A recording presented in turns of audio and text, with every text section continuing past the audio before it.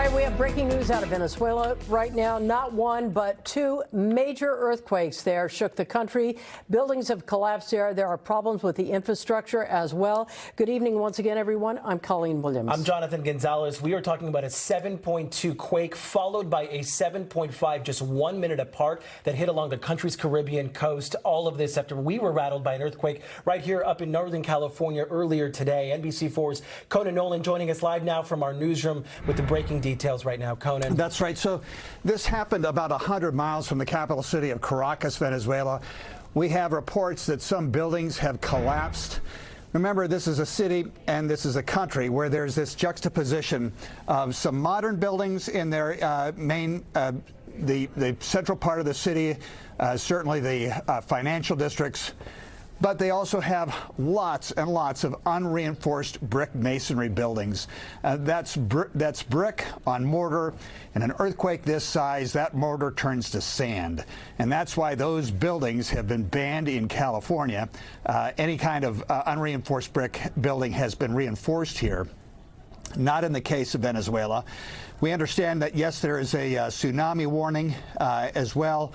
And the community, there's a community called Moron, about 16,000 people. That's about 17 miles from the epicenter of this earthquake. We haven't received much word from that community, and that's what happens. When there's a major earthquake, we hear from the communities in a distance.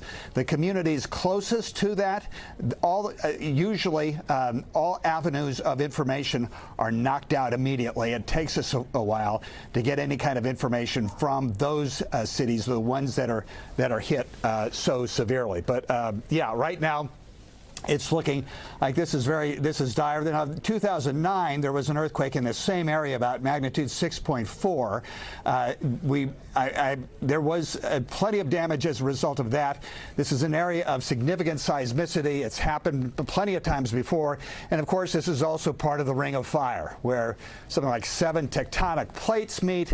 It's where about 90% of all world earthquakes take place. We are part of it. The San Andreas Fault is where the massive Pacific plate meets up with the North American plate.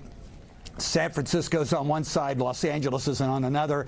What is happening in Venezuela is something we know all too well in Southern California. So yeah, this is a calamity down there, and we're just getting an idea as to how bad the damage is. All right, our Conan Nolan up in our newsroom following the very latest. Conan, thank you.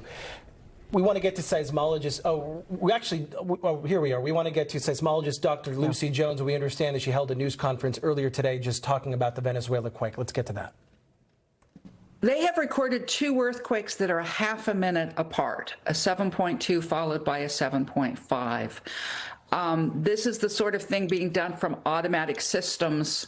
That's not a very big difference because a magnitude 7.5 can last for a minute. And therefore, we might be seeing, as these are processed, that this turns into one event. This is a very large earthquake. This is at the edge of what is called the Caribbean plate, or the intersection of the Caribbean plate with the South American plate. So just like here in California, we have the North American and the Pacific Ocean running side by side. There in Venezuela, you've got the Caribbean plate and the South American plate with the same sort of sideways motion, but there the fault runs east-west.